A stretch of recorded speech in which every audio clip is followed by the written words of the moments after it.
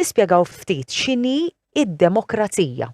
Iva, fil-fatt naħseb punti di partenza tajba għaliex hija il-bażi taċ-ċiviltà moderna kif insabu ġew fiha. Ma tkunx tista' tifhem il-ġeopolitika jekk m'għandekx il-pedamenti u tifhem ċertu prinċipji. Mela, il-prinċipju ta' demokrazija huwa illi pajjiż huwa gvernat fuq il-bażi illi il-poplu huwa sovran. Sovran jiġifieri huwa indipendenti u għandu il-poteri fidejh.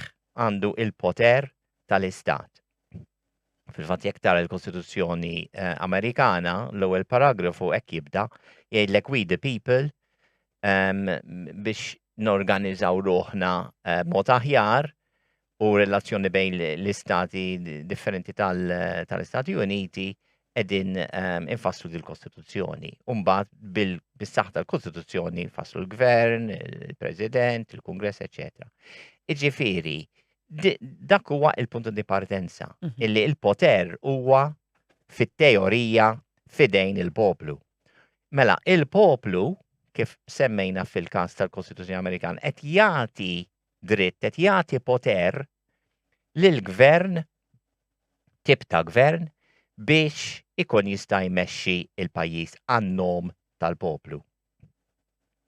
Biex nikkwotaw il-Napoleon kien qal illi il-poter jittieħed u mhux ċoe inti tieħu l-poter, mhux tingħata il-poter. Bl-Ingliż, power is taken, not given. F'dan il-każ li semmejna il-poplu qed jagħti poter, eċċezzjoni mela qegħdin ngħidu f'ċerti każijiet ta' demokrazija suppost mhux il-poter tittieħed mill-poplu, il-poplu qed jagħti il-poter. Imma sfortunatament mbagħad tara illi il-poter li qed tingħata inti bħall-istat, gvern li qed tmexxi, forsi tibda timponi iktar u iktar fuq il-poplu li tak il-poter in the first place. Mela, dak huwa l-ewwel prinċipju. It-tieni huwa illi il-poplu kif ħajati dal-poter. Nafu li hemm ċerti organi tal-istat, bħal-parlament, ikun hemm elezzjoni, jeleġġi l-parlament, u fil-każ tagħna li jissejjaħ the Westminster Model, jiġifieri bbażata fuq il-mudell Ingliż. Mill-parlament u ma tifforma l-gvern. Jekk inti għandek maġġoranza fil-parlament, tista' tifforma gvern. Jekk m'għandekx maġġoranza, tipprova tagħmel koalizzjoni. Jekk le, mbagħad jaqa' il-gvern.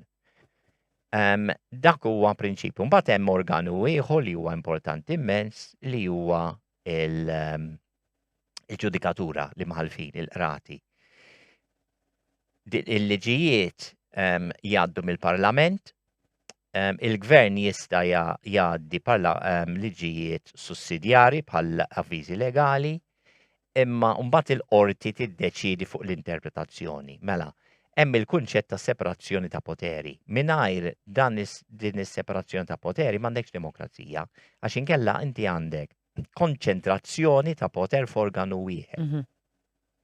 U ma jista' qatt ikun il-każ, għax dejjem ħajkun hemm abbuż. Xorta jkun hemm abbużi, anke meta jkun hemm tliet organi. Issa, demokratikament, jekk inti għandek il-gvern li huwa indipendenti mill-parlament, fl-opinjoni tiegħi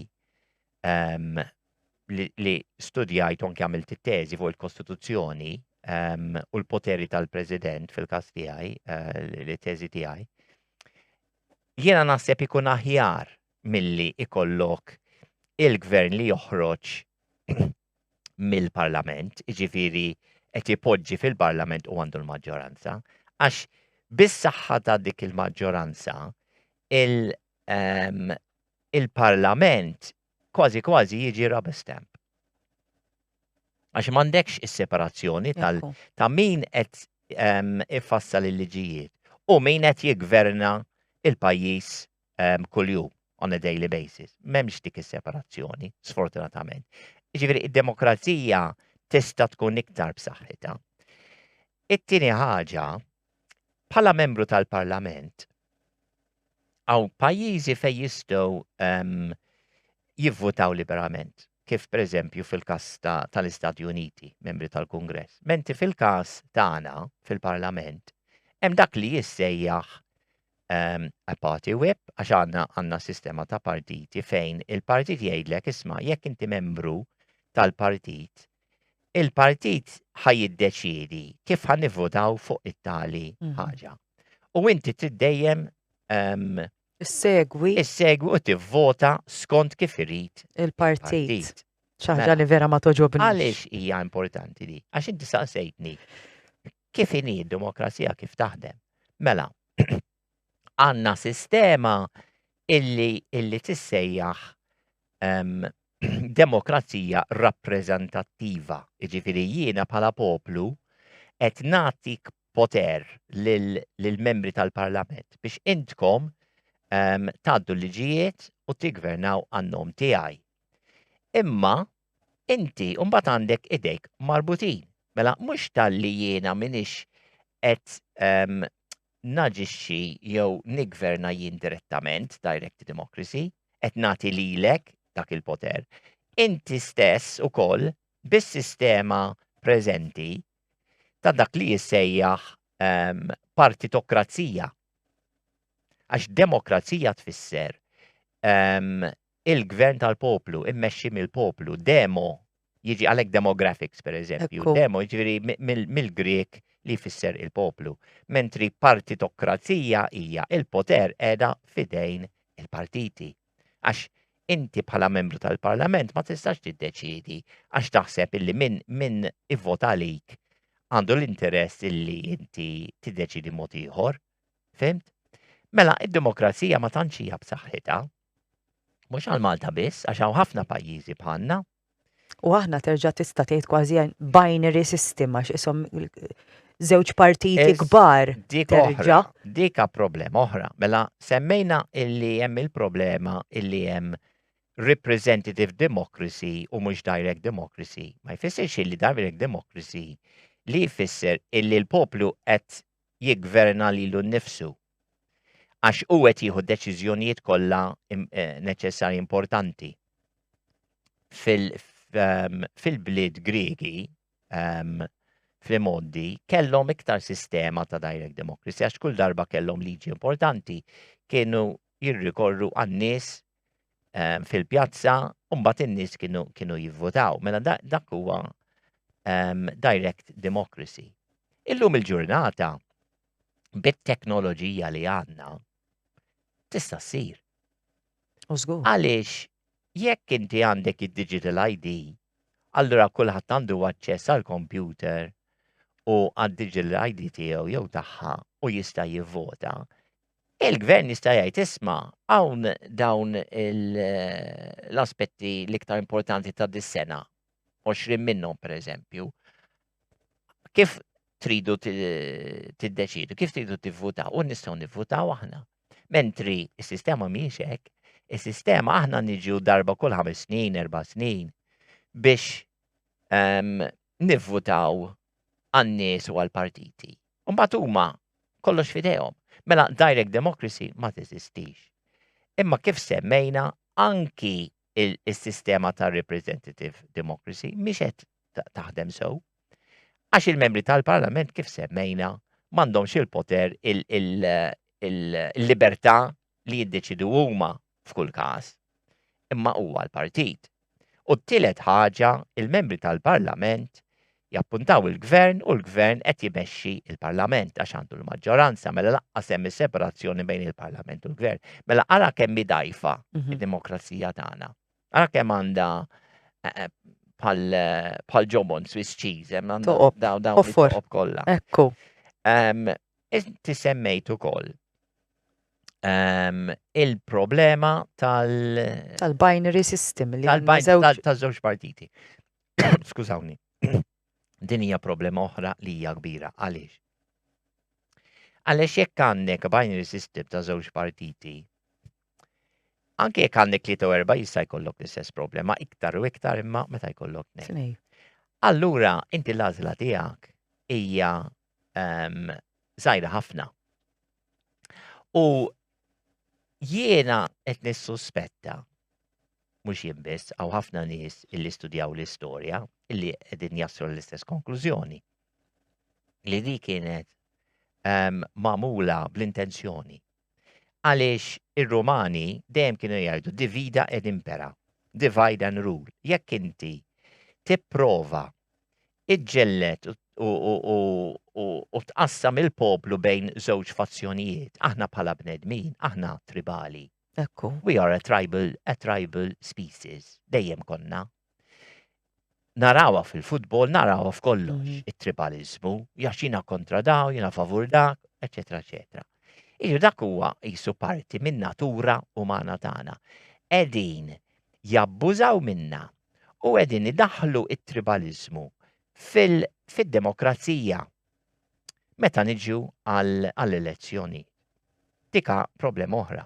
It-tieni ħaġa, il-partiti stess huma kważi diġà jkun qegħdin jiddeċiedu fuq ċerti affarijiet qabel ma tmur inti tiddeċiedi. Għal xi qed nirreferi. Ħafna drabi ħanuża l-kliem Ingliż għal raġuni partikolari għax huwa jagħti indikazzjoni Tardiri eżatt, ċara. Illi jgħidu, we are not electing. No, politicians are not being elected, they are being selected. Għaliex? Għax wara l-kwinti min għandu ħafna poter, issa jkunu fil-kummerċ, jkunu l-banek, jkunu nis li għandhom ħafna saħħa, jkunu diġà din jippreparaw min ħajmexxi partit A u partit B.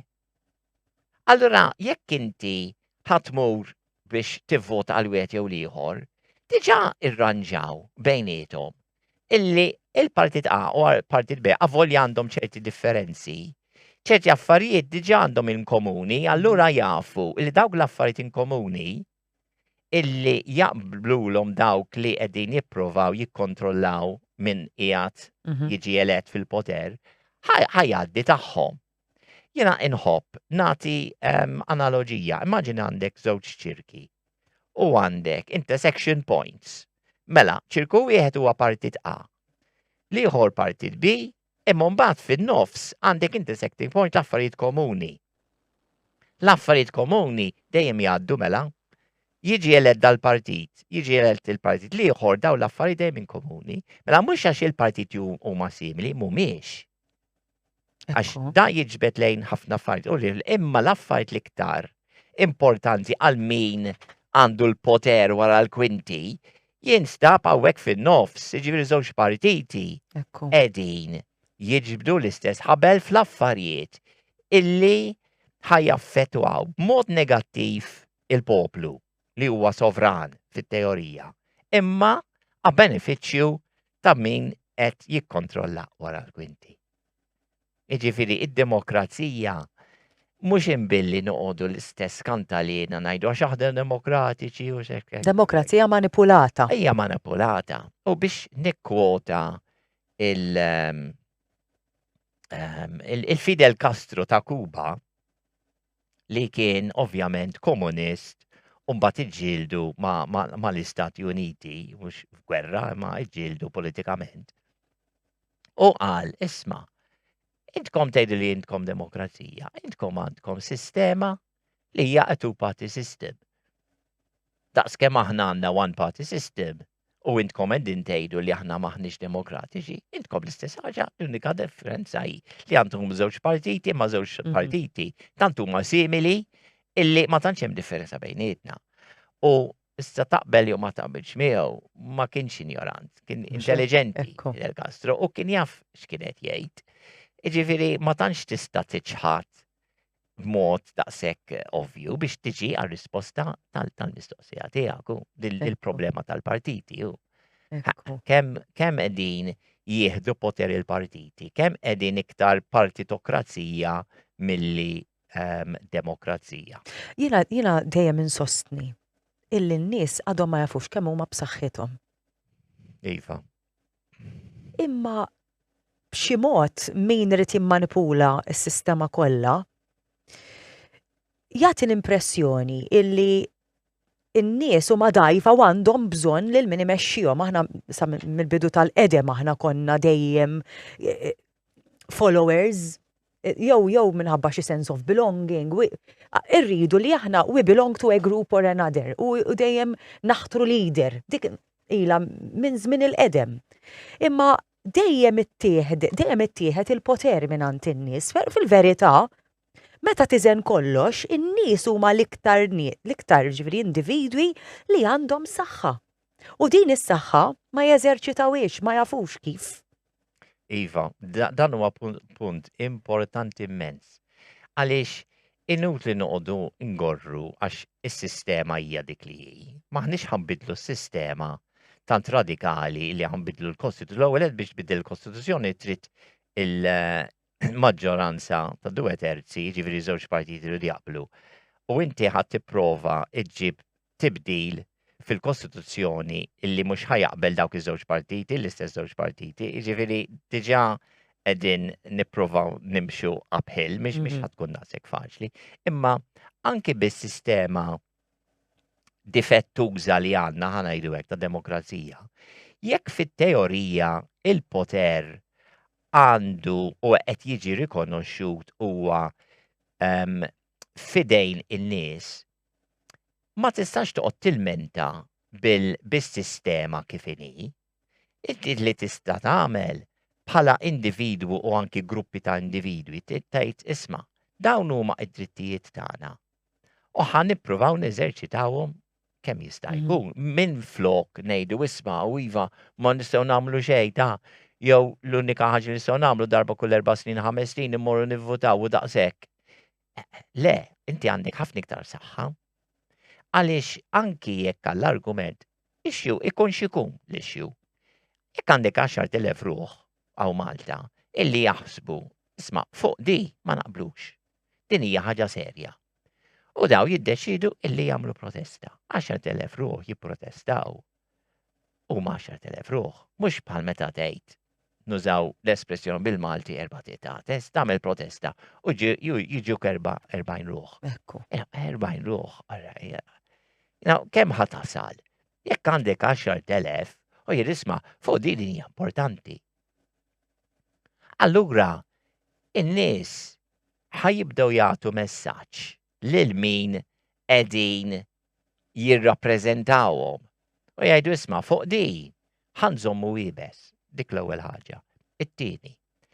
Inti tista' tibbypassja il-problema tal-partitokrazija. Kif? Għaliex inti tibda tgħid. Di tal-party whips aħna ma naqblux. Aħna rridu illi jkun hemm iktar libertà għal membri tal-Parlament li aħna qegħdin nivvutaw illi jivvutaw skont il-kuxjenza tagħhom wara li konsultaw il-nies illi qed fid-distrett tagħhom, eċetera, eċetera. Mela l-ewwel ħaġa li ħanamlu indipendentement għal min ħanivvota, nivvota partit A, nivvota partit B ma tagħmilx sens. Ħaniġu flimkien. Xorta nivvotaw għal partit li joġobna aħna, għax dik l-għażla li għandna fil-stadju, fair enough. Imma jiena qed nagħmilha ċara illi ħanivvota lill-individwi li ħajjoħorġu għal membri tal-Parlament, illi ħajibdew jagħmlu campaign biex jitajru is-sistema tal-party whips. U sistema li inti bil-fors tivvota skont kif jgħidlek il-partit. Jekk inti m'inti xem, allora jien m'għandix nivvota għalik, nivvota għal xi ħadd ieħor l-istess partit. Imma ħanivvota l ħadd ieħor. Ħalli mbagħad dawk li qegħdin jaħsbuha bħalek li ħajjoħorġu għall-politika jagħmluha ċara jgħid iva, anki jiena kontra il-party whip system u naħseb anke l-membru tal-Parlament jaħseb isma' jiena nippreferi li jkollu daqsxejn iktar indipendenza għax niġi nivvota, mhux niġi nagħmel rubber stamp. Fil-fatt U tivvotalu. U bekk tibda tbiddel is-sistema. Kien hemm ħafna membri parlamentari li spiċċaw irreżenjaw għax ma ridux ikunu konformi ma dak li qed jgħid Eżatt. il-partit. Ġifieri ara kemm tlifna nies Eżatt. illi setgħu ħadmu għall-komunitajiet Yes, tagħna. Eżatt. Ġifieri il-poplu għandu imma jrid jorganizza ruħu, ikollu in-numri, ġifieri Mhm. jekk ħajjoħroġ jipprotesta jkun hemm eluf u mhux 4 tiqtates. It-tieni jrid jara għal xiex ħajamel kampanja. Ġifieri din hija ħaġa tajba illi tgħid bħal dik issa nagħmluha.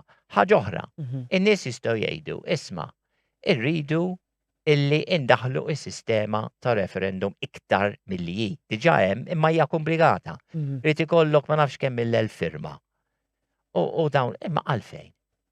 Għalfejn m'għandniex ikollna infassla politika li tgħid isma' fuq dawn l-issues ħan nirreferu għall-poplu.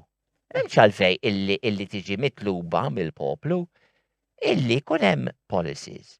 Pereżempju l-Istati Uniti, meta jmorru jivvutaw għal-membri tal-Kungress u għall-President, ikollhom dejjem referenda. Jiġu u jgħidu isma' hemm di u di pereżempju u jivvutaw u ġifri jikkombinawhom Mhm. biex ma jirġ jagħmlu ġurnata Eżatt. oħra u jikkombinaw kważi dejjem ikun hemm xi referendum fuq affarijiet oħra. Eħe. Ġifri għaliex aħna qatt f'Malta qatt ma jiġi il-gvern Malti jkun min hu, jkun min ikun biex Ekku, niftehmu le, f'partit din wieħed mhix jew ieħor. ekku. U jgħid isma' fuq dawn l-affarijiet jiena Ħanaraw in-nies pereżempju kif għandi jifhmuh. 4 snin, għandi 5 snin fil-gvern. Mela jiena parti mill-programm elettorali dawn il-6-7 affarijiet jiena ħandi rikorri għall-poplu ħan nara x'ħajjejt. Jiena u tgħaddihom mbagħad in-nies jistgħu jaqbdu jivvutaw online. U mhux ħafna elections u ħafna flus u sebaħ dala. Jiġifieri hemm ħafna affarijiet li jistgħu jagħmlu. Ħaġa oħra illi il-ċittadin jista' jagħmel fuq ħaġa partikolari, again, jgħid isma' fuq din irrid illi l-membri tal-Parlament jieħdu dal-istand. Jekk mhux ħajjieħdu dal-istand, minix ħanerġa' nivvotalhom. Mhux ħajbiddel il-partit għax in-nies ma jħossux komdu ibidlu il-partit. Imma kif għadna diġà, iż-żewġ partiti diġà qegħdin jaqblu fuq ċerti affarijiet. Mela Mhm. ibqa' bl-istess partit. Imma inti jgħid jiena mhix ħan nivvota lil dawk illi mhux qed jaqblu miegħi illi fuq di pereżempju irrid illi tivvotaw hekk. Allura inti tipprova tinfluwenza il-min inti appuntajt biex jirrappreżentak. Mhux tajtu blank check, u mbagħad mhux talli idaħħal li jridu fiċ-check, idaħħal li jrid il-partit. Ekku. You know? Ġifieri il-min ħatkellem int. Tmur tħabbat il-bib tal-membru tal-Parlament jisma' jivvotajt lek u ma hekk u jagħtik ħafna kliem viva nipprova narġa' imma f'moħħu jaf illi hemm ftit li jista' jagħmel għax xejn jiġi jassi u no hekk irid jivvota fil-Parlament. Ġifieri iċ-ċittadin iva għandu poter imma irid daqsxejn iqum. Irid iqum mir-raqda. Però biex nkun onesta u għax dak li hu tan-nies u tan-nies. Jien qatt ma smajt il xatt jitkellem kif qed titkellem inti. Fejn vera qed tagħti lodda lin-nies u turjhom x'jistgħu jagħmlu. In-nies minn għalihom illi imorru jivvutaw u dak biss huwa id-dmir tagħhom aqqas issa għax issa jekk tismagħhom jitkellmu n-nies jgħidulek jien il-vot inqattaw. Jiġri dan aqqas interess illi jkunu parti mid-deċiżjonijiet ta' kif ħajqattaw ħajjithom huma ma jridu. Daqshekk tilfu l-fiduċja, jien ma nafx jgħid ħadd ieħor, però jiena n-nies narhom jitilfu l-fiduċja fil-politikanti u fil-parlament tagħna, però jekk ikunu informati ta' x'jistgħu jagħmlu, u l-poter ikun ibbilanċjat. Iva, again, punt importanti u li huwa biex nużaw espressjoni bl-Ingliż self-empowerment. Jekk in-nies iħossu li m'għandhomx poter jaqtaw qalbhom. Jekk għal kontrarju iħossom li iħossu li hemm xi ħaġa li jistgħu jagħmlu iktar jagħmlu Kuraġġ. Allura dawn huma indikazzjoni ta' x'jistgħu jagħmlu imma jridu jorganizzaw ruhom. Għax jekk jgħidu isma' jiena li interessani mhux noqgħod nimur nivvota, jew aħjar nara logħba futbol, jew aħjar hekk u hekk. Jekk ma jinteressahomx mod ieħor, mela ħajibqgħu reqdin, imma jridu jkunu jafu. Jekk ħajibqgħu reqdin, m'għandhomx id-dritt illi jikkomplejnjaw. Jekk inti m'intix ħatamel il-parti tiegħek, mela toqgħodx tagħmel 5 snin issa toqgħod tikkomplejna għax hemm li tista' tagħmel. It-tieni individwu waħdu ftit ħajamel. Jorganizzaw groups. Issa hemm ħafna NGOs, imma forsi mhux NGOs li qegħdin jidħlu fl-affarijiet iktar politiċi, għax aħna li għandna jew tagħmel partit. Jew tagħmel NGO u mbagħad fuq affarijiet soċjali, ambjentali, imma mhux politiċi. Forsi ma tkunx idea ħażina. Jekk ikun hemm NGOs iktar politiċi li jiġu lobbies u jgħidu isma' aħna rridu illi ikun hemm dat tibdil, pereżempju fid-demokrazija tagħna daw il-liġijiet. U allura qegħdin nagħmlu lista tal-membri tal-Parlament, tal-partit, eċetera, qegħdin jaqblu magħna qegħdin inkellmuhom u dawk li mhumiex qegħdin jaqblu magħna u nagħmlu din il-lista ħalli nies mbagħad ikunu jafu. Ħalli aħna mbagħad bħala NGO mhux ngħidu isma' ivvota l-partit A jew għall-partit B. Le, ivvota għal dawn in-nies sija fil-partit A kif ukoll fil-partit B li qegħdin jaqblu ma dawk l-affarijiet illi tridu tbidlu. U bekk mbagħad ikollok daqsxejn iktar saħħa. U meta jkollok xi ħaġa speċifika, semmejna reċentement, pereżempju, problema ta' data protection u jew l-abbużi li kien hemm fit-tfassil ta' regolamenti tal-COVID, eċetera, eċetera. Ħafna illum il-ġurnata hemm ħafna diskors fuq id-digital currencies, jaqtaw il-cash, jew jillimitaw il-cash. Id-nies, il-poplu, x'ħajjagħmel? X'ħajjagħmel? Ħajjibqa' rieqed jew ħajqum. Ħantik eżempju, l-eżempju tal-maskri. Meta qalu trid tilbes maskra. Issa immaġina, illi kien hemm nies illi qalu isma' maskra jekk jiena waħdi qed ngħix qed noqgħod hawn nimxi fil-kampanja jew qudiem il-baħħ waħdi. Jew Dingley Cliffs, jew ta' ċenġ. Għalfejn inti qed timponi fuqi li xorta nilbes maskra. Ma setawx joħorġu 10,000 ruħ. U jgħidu maħniex ħanoqogħdu għalija, jekk intkom tridu tfittxuna ħanoqogħdu tfittxu 10,000 ruħ. Għax meta tkun ġo ħanut mal-cash, man-nies fiċin, tifhimha.